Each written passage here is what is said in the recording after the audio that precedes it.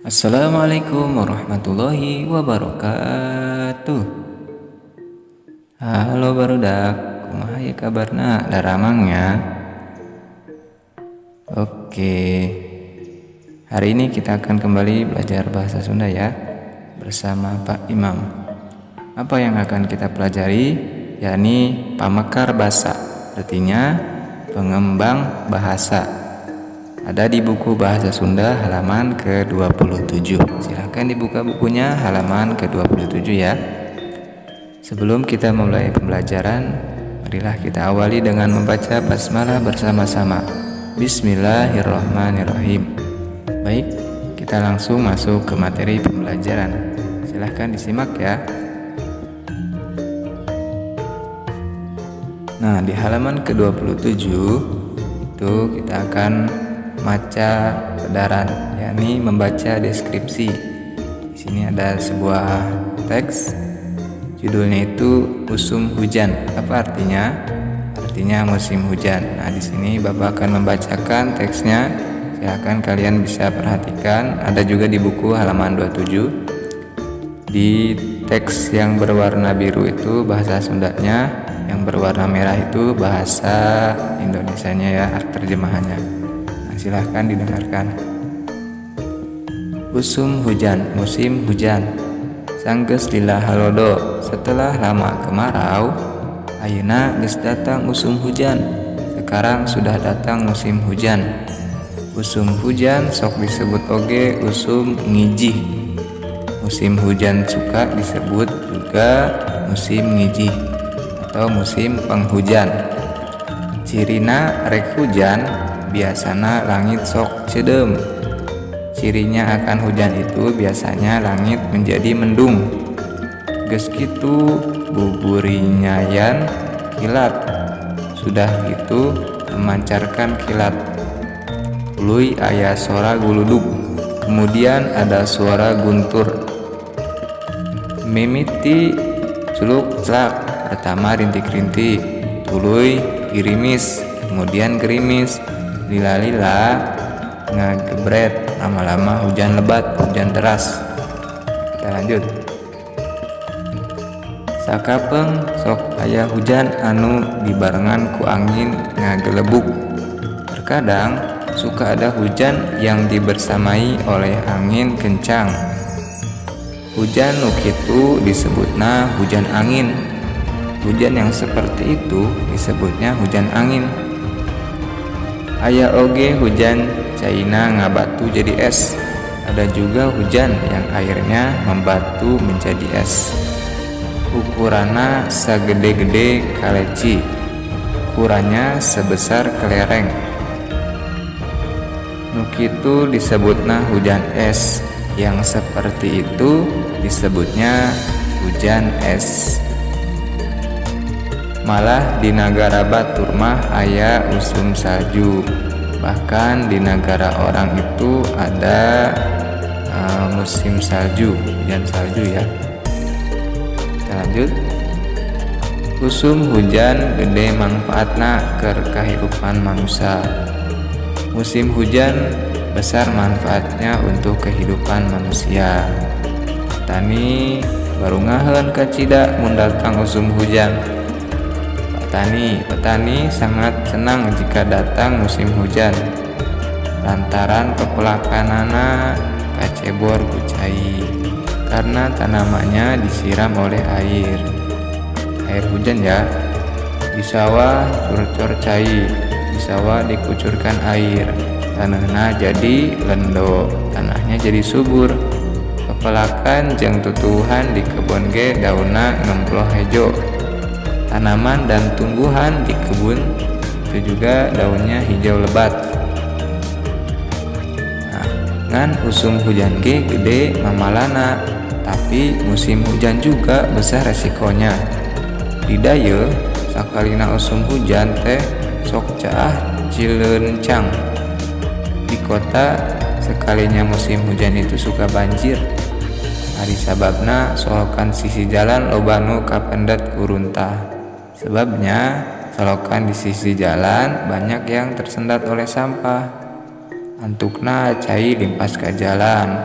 akhirnya air meluber ke jalan. Kendaraan ge sok marogok lantaran mesinna kakeum cai. Kendaraan juga suka mogok karena mesinnya terendam air. Jalan jadi macet, ya sama ya, jalan jadi macet. Ari di lembur, kalau di kampung, lamun hujanan gede kacida, jika hujannya besar sekali, sok ngalantarkeun urug, suka menyebabkan longsor lantaran loba gunung anu buristir. Karena banyak gunung yang gundul, tatangkalanana loba dituaran, bari teu dipelakan deui. Pepohonannya banyak yang ditebang dan tidak ditanam kembali. Kemudian, oh iya, sudah. Nah, teks deskripsi sampai sini. Nah, silakan kalau misalnya ada kata-kata yang belum dimengerti, ini sudah diartikan, bisa ditulis ya di buku masing-masing untuk menambah kosakata dalam bahasa Sunda. Nah, setelah kita membaca deskripsi tentang musim hujan, selanjutnya silakan dibuka halaman ke-30. Di sini kita akan menerken kalimat. Apa itu? Memperbaiki kalimat. Nah, contohnya yang pertama, Didi keur ngojay. Diperbaiki oleh kita dari kalimat ini. Yang pertama, setiap awal huruf pada suatu kalimat harus menggunakan huruf kapital atau besar. Jadi kalau kita menulis kalimat, huruf yang paling depannya itu harus berupa huruf kapital atau huruf besar. Nah, kemudian setelah diakhiri oleh titik, kita mulai nulis kalimat lagi, maka diawali dengan huruf besar lagi. Pokoknya di setiap huruf awal kalimat itu hurufnya harus kapital atau besar ya. Kemudian contoh yang kedua, Bu Nina nuju tuang. Nah, ini yang kedua itu setiap huruf depan pada nama orang maka hurufnya harus menggunakan huruf kapital. Nah, Bu Nina. Nah, Nina ini adalah adalah nama orang. Jadi Bu Nina, Ninanya itu karena dia termasuk nama orang, maka dia harus besar juga, harus berupa huruf kapital. Jadi Bu Nina, tulisan yang kecil dirubah menjadi besar, Bu Nina. Nah, walaupun nama orang itu tidak berada di depan, misalnya di tengah atau di akhir, karena dia nama orang maka dia harus menggunakan huruf kapital.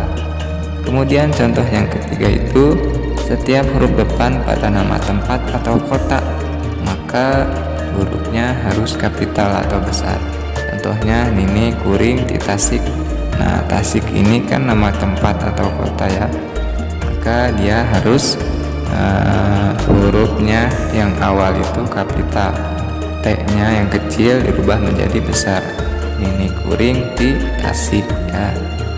Nah, jadi yang harus kita perbaiki adalah membesarkan atau merubah huruf yang kecil menjadi huruf kapital. Di mana kita merubahnya? Yang pertama, ketika dia berada di awal kalimat. Yang kedua, ketika dia berupa nama orang. Yang ketiga, ketika dia berupa nama tempat atau kota, maka dia harus berupa huruf kapital atau huruf besar. Nah, awal hurufnya saja ya, tidak semuanya, tapi awal katanya hurufnya itu harus besar. Nah, seperti itu menerken kalimat atau artinya memperbaiki kalimat yang ada di halaman ke-30. Nah, setelah kita belajar tadi itu maca pedaran, membaca deskripsi tentang musim hujan. Kemudian yang kedua menerken kalimat atau memperbaiki kalimat. Sekarang kita coba berlatih. Kerjakan halaman ke-28 ya. Di situ ada pertanyaan-pertanyaan, silahkan diisi. Untuk pertanyaan mengenai yang tadi nih, musim hujan, kendaraan deskripsi yang telah kita baca tadi tentang musim hujan, ada pertanyaan di halaman ke-28. Kemudian halaman 30 juga dikerjakan, ini mengenai menerangkan kalimat, yakni memperbaiki kalimat. Nah, contohnya yang tadi ya, di awal kalimat nama orang dan nama tempat atau kota itu harus berupa huruf kapital atau besar. Itu ada di halaman 30, silakan dikerjakan ya.